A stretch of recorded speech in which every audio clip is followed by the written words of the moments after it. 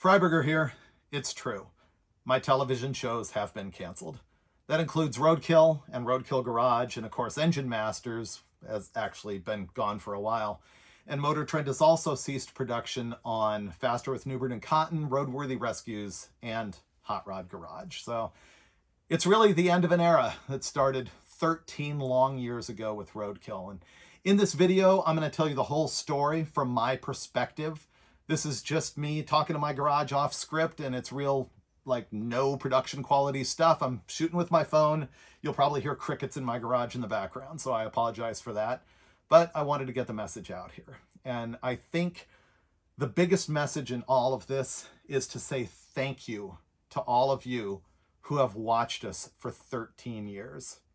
You know, I remember when Finnegan and I first realized that we were getting 1 million views on a video, and we couldn't believe that that many people were tuning in to the stuff that we were doing.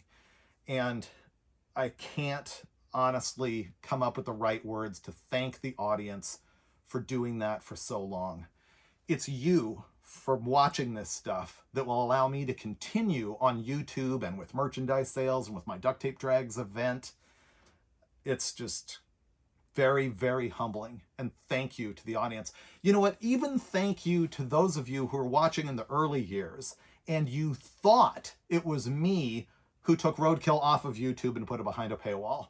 That wasn't true, but I even appreciate those of you who watched in those early years and then decided to hate me for that and are still passionate about criticizing me for it to this day. Genuinely, it means a lot to me that the show meant that much to you.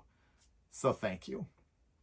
I also have to thank my crew that has just made Mike and I into heroes for so many years. From the producers to the showrunners to the directors, our camera operators, our production assistants, the guys who worked in the office, our editors who made us look so good. I can't genuinely thank you guys enough for what you did for us. You guys suffered behind the scenes so badly. So many horrible weather days. So many obnoxious, abusive cars. So much attitude from us every once in a while. You guys really, really gave it all, and you were the unsung heroes. And you did it all off camera to give us what we've got now. So to all of you on the production crew, the post-production crew, the editors, everybody who's worked on Roadkill, thank you so much.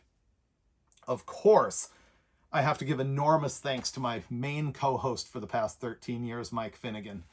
You know, we were able to strike on lightning in a bottle, and we were able to have that camaraderie and that chemistry that you just don't get on a TV show that much. And I'll tell the whole story in the video, I think, about how I came to know Finnegan and how we ended up doing the show together. But Mike, just straight from the top, thank you so much for making this what it has become. And I have to also thank Steve Dulcich, who I've done Roadkill Garage with for 9 years. I knew Steve way beyond that, and I think I'll tell the story of meeting Steve also in this video, but we had so much fun together, so many good times, and I don't know, Steve and I like working together in the shop. We just sort of have the same background and same vision and same connection on muscle cars. We're both dinosaurs. So I appreciate Steve Dulcich so much. And even though the show's been gone for a while and it's not really the news in this video, I also have to thank Steve Brule for giving all of us so much for so long on the engine dyno and as a friend. So the sappy part out of the way, I should also defend MotorTrend just a little bit here because there's so much going on in social media about this news today, and a lot of it is blown way out of proportion. The big one that I've got is that there's somebody on an automotive journalist group on Facebook who actually posted a thing saying that after 75 years, Discovery Communications is shutting down MotorTrend. Okay, congratulations, dude, for posting that on a journalist group without having done a speck of research to discover that that's not true. MotorTrend magazine is not shutting down as part of this, neither is Hot Rod. They are in fact a completely separate business from the TV side. And so I don't speak officially for the company in this at all. I don't really have a lot of the background information, and I'm not going to guess what's going on the business side of things. But I can tell you, MotorTrend magazine is not dead because of this. And also, people are saying that MotorTrend streaming is going away, MotorTrend TV is going away. That's not what I've been told. What I've been told right now is that streaming will continue. I hope our shows stay up there forever. And MotorTrend cable TV continues, and there's a whole season of Roadkill that's going to be on MotorTrend cable TV in 2025, not to mention a bunch of episodes from those other shows that I mentioned. As a matter of fact, many of the hosts and I were talking about how we've made a whole bunch of episodes that haven't been seen yet, and we hope you, the audience, will stick with us, the hosts, and continue to watch that stuff, be it on MotorTrend cable or on streaming. All right, let's get back to, I guess, my personal situation, which is the story of Roadkill. Let's just talk about that from the very, very beginning. And to tell that story, I'm going to just give you a real quick snapshot of sort of how this all began for me. And I can take that all the way back to when I was younger than a teenager. My father was a television commercial producer, and he did some movies as well. And he was also a theater major, and he designed sets. And as a result, I became kind of a theater kid. Not a lot, not like the stage brat thing that you would think of, but I was involved in theater. And I also took drama in high school. They told me I was the only person who ever took drama and auto shop in high school. So I had a bit of those roots in not acting, but presenting. In 1991, I was fortunate to get hired on the staff of Hot Rod Magazine. And without giving you the blow-by-blow of my whole magazine career, I did end up being the editor of Four Wheel and Off-Road, then Carcraft, then Rod and Custom, then Hot Rod, and I also launched Hot Rod Deluxe magazine, and I also launched Roadkill magazine. And in being the editor of all of those titles, which were fairly significant nationwide magazines, I also ended up being on TV quite a bit, and Hot Rod TV was, I think, the very first episodic automotive television show. And of course, I was involved in that, maybe not from the beginning, but from the very early days. And so I had a little bit of a television background. So now let's fast forward to, you know what? Throughout this video, I'm going to try and remember years, and it's just going to be a disaster. I never remember specific years that things happen in my life, so I guess I'll speak generically. I guess it was around 2011, something like that. I was the editor of Hot Rod Magazine, and I had hired Mike Finnegan to be a staffer on Hot Rod. And the company at that time wanted more videos for hotrod.com.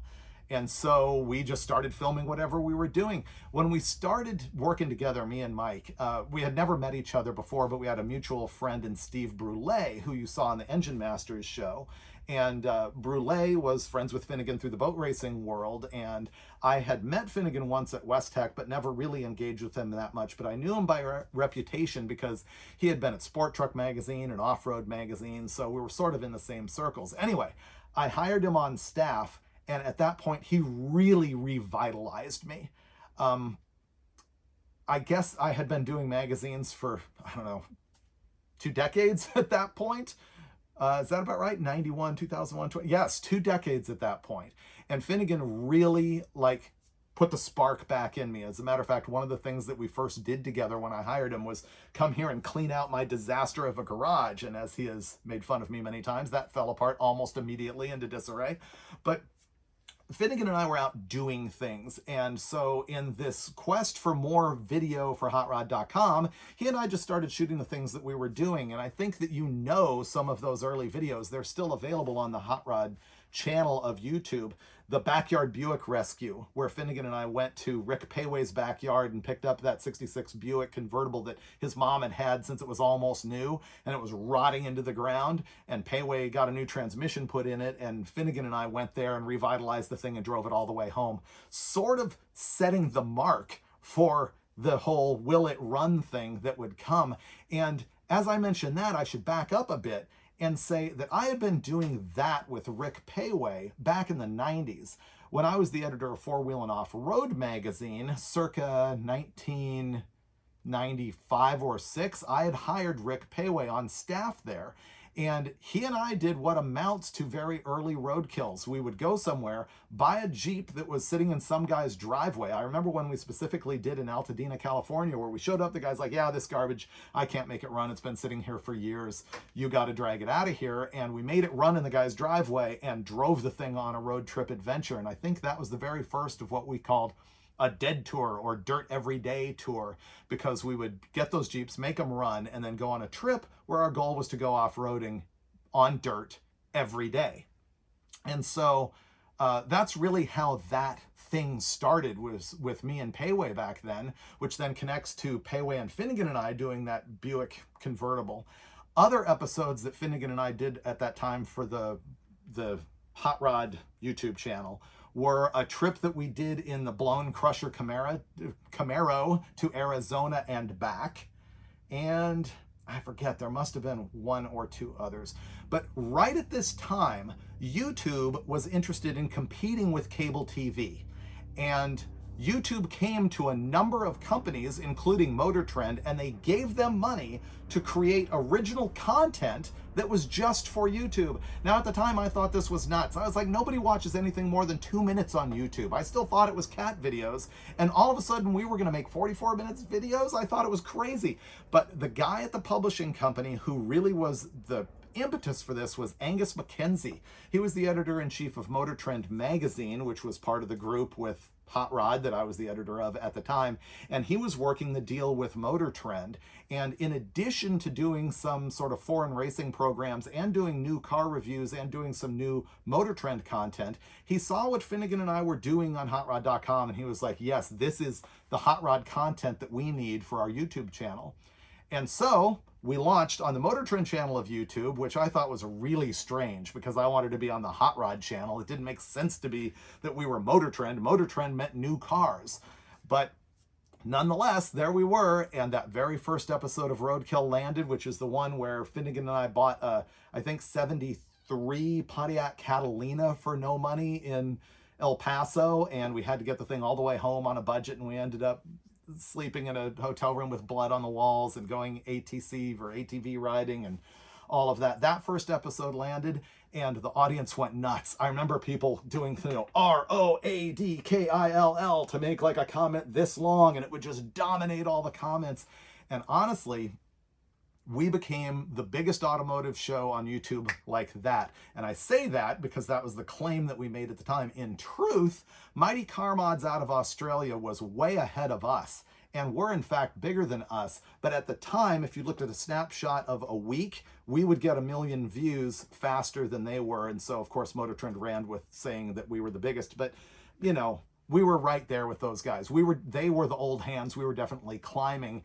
And even to this day, the news landed this morning about Roadkill going away, and I got a text from Marty from Mighty Car Mods, and he was incredibly supportive, as he always has been, and I give those guys huge thanks for being so kind to us over the years and doing an episode of Roadkill with us and continuing to be on our side at this point. So that is how that all kicked off on the MotorTrend channel when Roadkill first became a big deal. And it kept on going from that point. And I think our magic then is that we weren't reality TV. So many car programs were either guys wearing their golf shirt, installing parts in a nice, perfectly clean, manicured shop, or they were reality TV throwing wrenches at each other. And we were just none of that. We literally recorded whatever we felt like doing. And that's how we ended up being so big.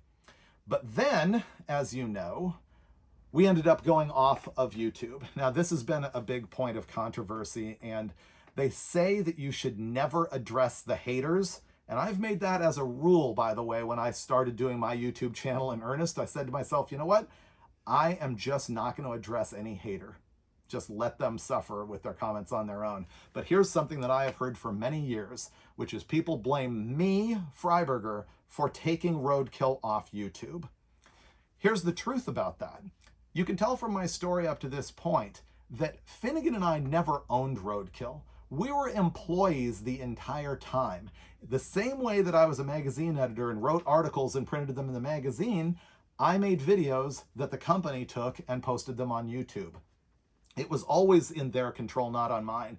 And I think because Finnegan always referred to me as the boss on the show, and I was obviously sort of, the editor of Hot Rod at the time, I became the guy who somehow was the corporate shill and that took Roadkill off of YouTube and put it on a streaming service, when in fact, I actually fought that a lot.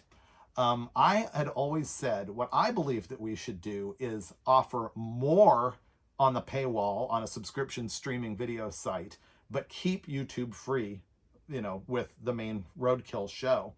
And that's actually how Roadkill Garage ended up getting started. Roadkill Garage was the show that was going to be the bonus thing that you would pay for on the streaming service. But ultimately, the company decided to take Roadkill completely off of YouTube. Now, right around that time, the company also, and I say the company, it's the remnants of Peterson Publishing. Robert E. Peterson started Hot Rod Magazine in 1948, MotorTrend in 1949. It went from there. Peterson sold in the early 90s, and it ended up going through a string of companies. The joke used to be it was Pepsi. Peterson, EMAP, Source, Interlink, Primedia, and then after that, it became 10 and maybe some other things. And once again, I don't know the business background detail of how all this stuff came to be, so I'm not going to have any conjecture about this. I'm only saying kind of what I saw as an employee who was making this stuff happen. So anyway, now we're at the point where the joint venture has happened with Discovery, and that's when we end up on cable TV. There was a cable network that was called Velocity, and it was the all automotive channel. It actually started as an all men's channel, but at the time it was an all automotive channel. And when the companies came together, it became known as MotorTrend. So we now had MotorTrend magazine and the MotorTrend streaming app and MotorTrend cable TV. And Roadkill, of course, was a big part of all of that. At the publishing company at the time, we were getting so big that we had the Roadkill event series. There was Roadkill Nights, there was Roadkill Zip Tie Drags, and we also had Roadkill.com and Roadkill Magazine. Roadkill Magazine was actually spectacular. It was great. We loved doing that. Alana Scher was the editor of that. I think I had launched it and sort of created it with the art director there named Alan Alpanian and also Edwin Alpanian. And I think I made the first one and Alana did the subsequent 8. I think there's 9 issues of it, but it was a great magazine. It was killer. I'm sort of getting off the plot though. We're at the point of the joint venture. We ended up on cable TV, and it was really interesting because that was when we stopped getting approached by like 16-year-olds who watched us and started getting approached by older guys because it was the cable TV audience instead of the YouTube audience who was seeing us at that point. And so, I mean, ultimately that ends up leading to the day today when it was announced that our shows would no longer be produced by the company. Essentially, we're canceled. But, like I said, we will continue to stream and be on MotorTrend cable TV. I guess I have to say, the great thing about Roadkill the whole time is that Mike and I had freedom to the end. It was unlike any other television show that I'm aware of in any venue. There might be something, but let's be honest, there's no shows where the inmates run the asylum, meaning Finnegan and I really had creative control the whole time. It was just us going, hey, let's do this, and the camera guys would follow us. Now, granted, you probably are starting to hear crickets in my garage because it's getting late and my phone always picks up every cricket, so I apologize for that. So I was talking about how we always had the creative control, and people definitely noticed that the show changed over the years. A lot of people thought it became overproduced. It was never scripted, ever. Granted, there was more people who were involved in the layers of it as we went, and the production value increased as we went. We had more shooters, we had more producers, we had more people handling travel, especially once Finnegan moved to Georgia, then the scheduling became a little bit different, and we ended up shooting pretty much 5 days in a row, whereas in the early years, sometimes we'd shoot 2 days here and 5 days there and 6 days there, and it just wasn't possible to shoot that many days in that scattered of a schedule as we went on. And so those probably affected the nature of the show. But if you want to talk about the creative part of it, that's really on us. Because even though we had a showrunner and producers and directors and those folks, ultimately they would defer to us and what we wanted to do. And that was just an awesome situation, the likes of which just doesn't exist in television.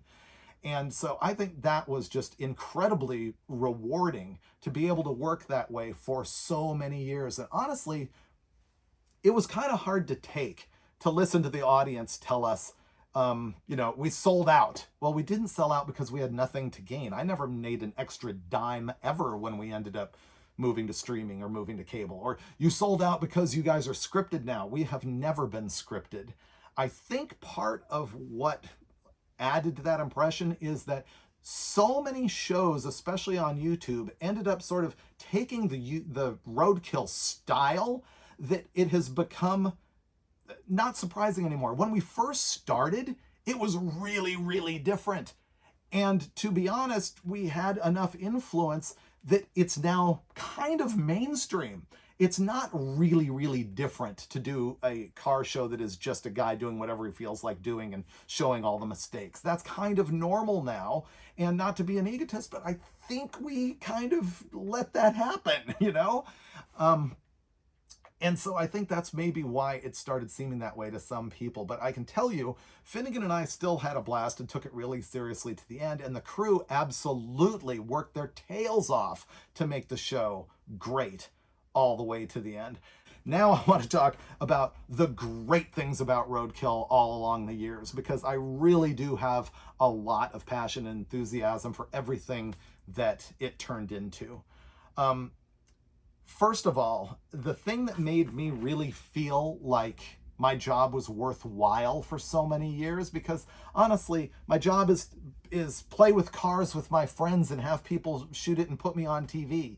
And that seems shallow after a while, but the truth is it inspired so many people.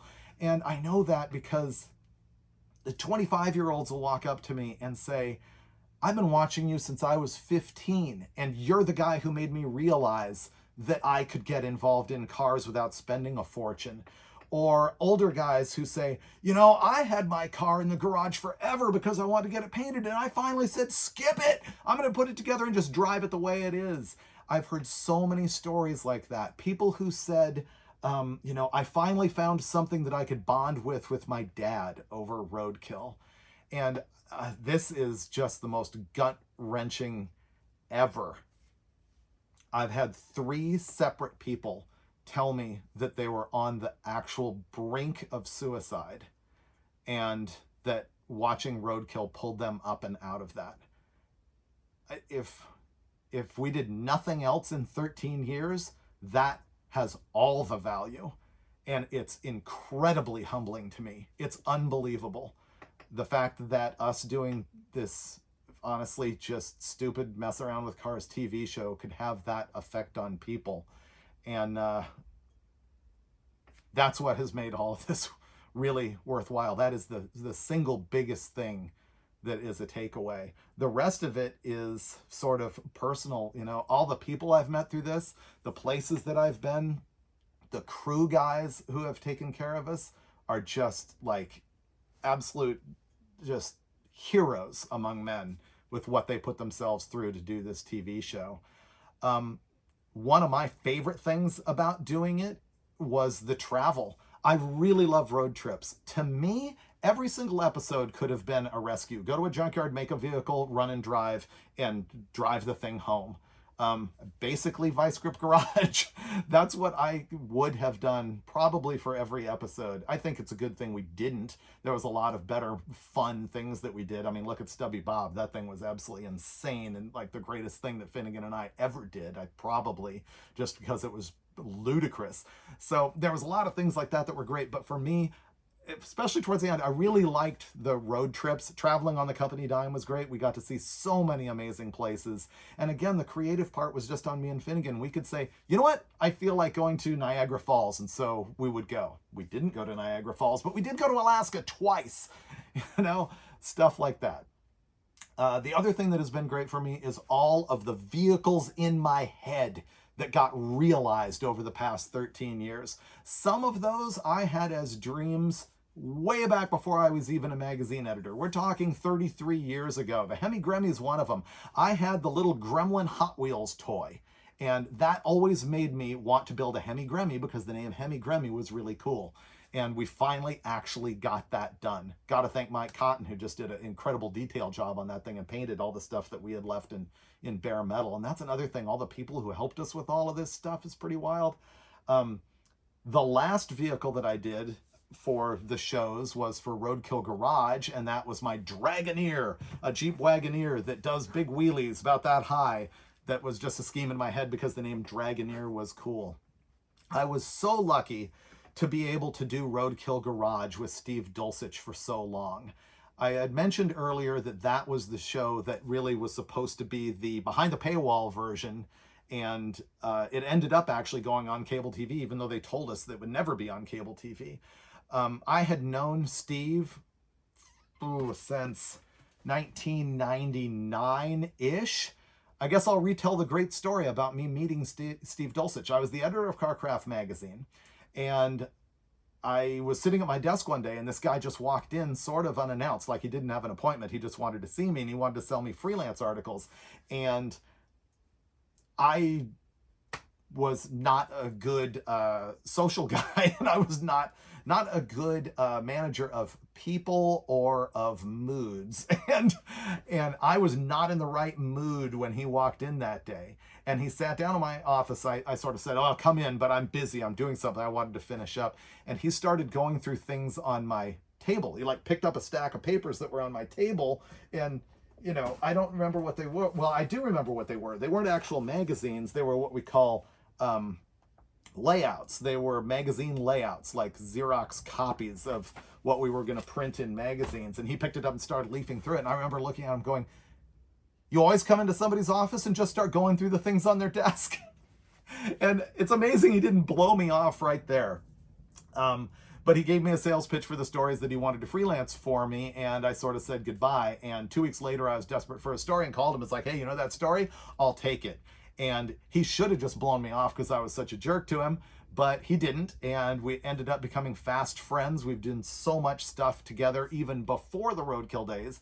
Dulcich and I did a Roadkill trip when I was the editor of Carcraft, I guess, where we went to Kansas, picked up a 65 Dodge D100 short bed, slant six, little orange truck. It was great, and we did a road trip home with it. I wish it was documented because it was a roadkill. I think I might have done a magazine story on it somewhere. Maybe one of you can come up with that and show me where that is.